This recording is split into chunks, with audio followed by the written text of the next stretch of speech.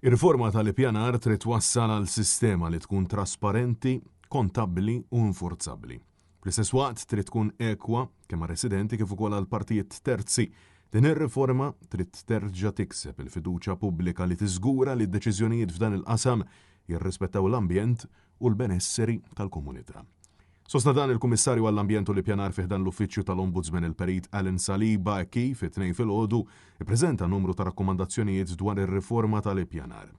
Dan wara l-kritika qawwija li rċieva l-Gvern għal fatt li Robert Abela u sħabu provaw idaħlu dawn ir-riformi baxx qabel il-pawża parlamentari tas-sajf.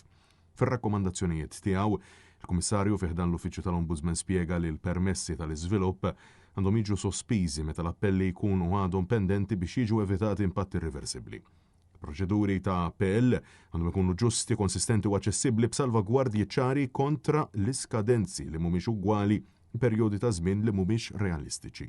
Fil-waqt li saħaq li deċiżjonijiet tal-ippjanar għandhom isegwu l-pjanijiet lokali u l-istrateġiji dwar l-ippjanar u jiżguraw li l-konsultazzjoni pubblika u l-valutazzjonijiet tekniċi jingħataw pis xieraq u l-attenzjoni jisħojlhom. Li jitwarbu l-pjanijiet stabbiliti m'għandux jitħalla jsir b'mod arbitrarju.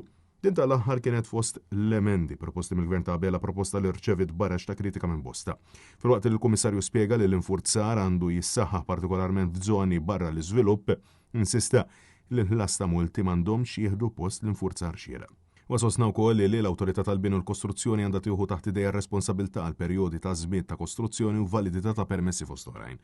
Fil-ħarnet u insista li qed tinħassi l-ħtieġa ta' aċċess aktar ta' informazzjoni, proċeduri ta' konsultazzjoni ċari u mekkaniżmi ta' appell iżjed ġusti dan sabiex tiġi żgurata il-fiduċja fis-sistema.